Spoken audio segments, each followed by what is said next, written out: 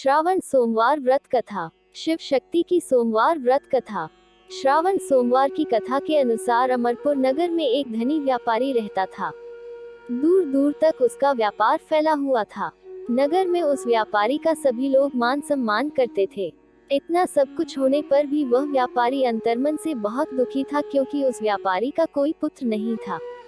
दिन रात उसे एक ही चिंता सताती रहती थी।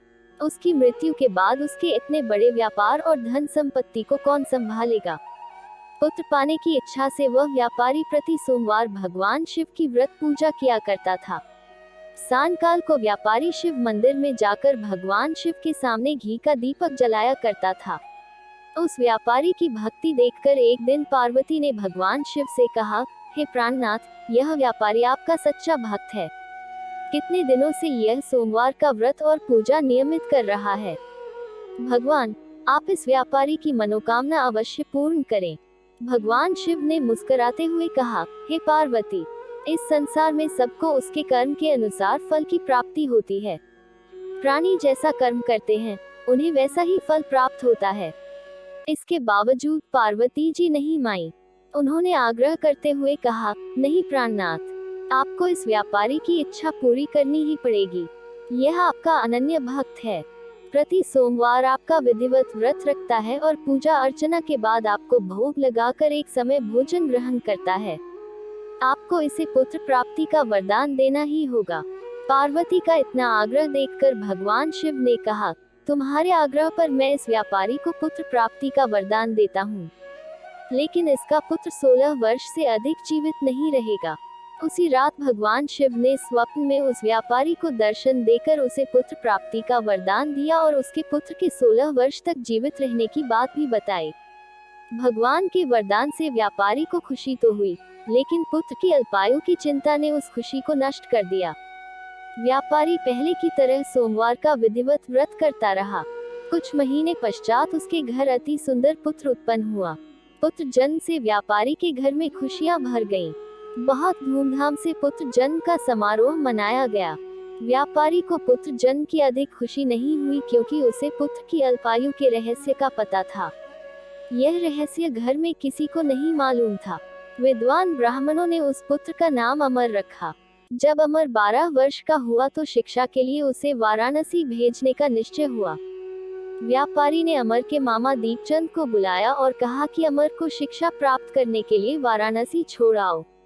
अमर अपने मामा के साथ शिक्षा प्राप्त करने के लिए चल दिया।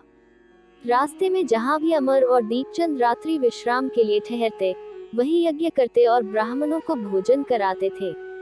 लंबी यात्रा के बाद अमर और दीपचंद एक नगर में पहुँचे। उस नगर के राजा की कन्या के विवाह की खुशी में पूरे नगर को सजाया गया था। निश्चित समय पर बारात आ गई, लेकिन वर का पिता अपने बेटे के एक आंख से काने होने के कारण बहुत चिंतित था। उसे इस बात का भय सता रहा था कि राजा को इस बात का पता चलने पर कहीं वह विवाह से इनकार न कर दे। इससे उसकी बदनामी होगी। वर के पिता ने अमर को देखा तो उसके मस्तिष्क में एक विचार आया। उसने सोचा, क्यों न इस लड़के को दूल्हा बनाकर राजकुमारी से विवाह करा दूं। विवाह के बाद इसको धन देकर विदा कर दूंगा और राजकुमारी को अपने नगर में ले जाऊंगा। वर के पिता ने इसी संबंध में अमर और दीपचंद से बात की। दीपचंद ने धन मिलने के लालच में वर के पिता की बात स्वीकार कर ली। अमर को दूल्हे के वस्त्र पहनाकर राजकुमारी चंद्रिका से विवाह करा दिया गया। राजा ने बहुत सा धन देकर राजकुमारी को विदा किया। अमर जब लौट रहा था तो सच नहीं छिपा सका और उसने राजकुमारी की ओढ़नी पर लिख दिया, राजकुमारी चंद्रिका, तुम्हारा विवाह तो मेरे साथ हुआ था, मैं तो वाराणसी में शिक्षा प्राप्त करने जा रहा हूँ।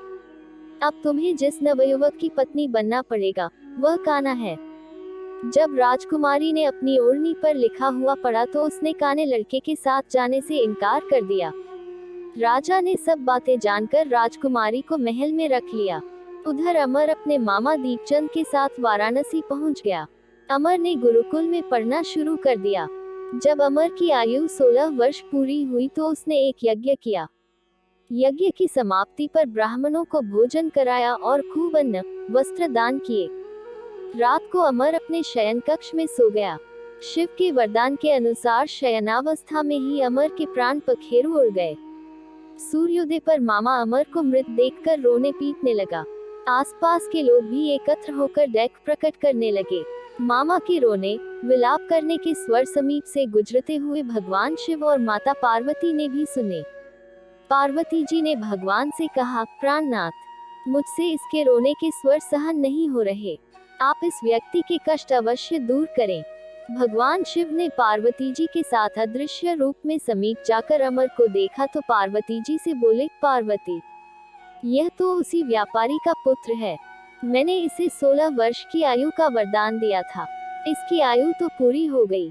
पार्वती जी ने फिर भगवान शिव से निवेदन किया, हे प्राणनाथ, आप इस लड़के को जीवित करें, नहीं तो इसके माता पिता पुत्र की मृत्यु के कारण रो रो कर अपने प्राणों का त्याग कर देंगे। इस लड़के का पिता तो आपका परम भक्त है, वर्षों से सोमवार का व्रत करते हुए आपको भोग लगा रहा है। पार्वती के आग्रह करने पर भगवान शिव ने उस लड़के को जीवित होने का वरदान दिया और कुछ ही पल में वह जीवित होकर उठ बैठा। शिक्षा समाप्त करके अमर मामा के साथ अपने नगर की ओर चल दिया।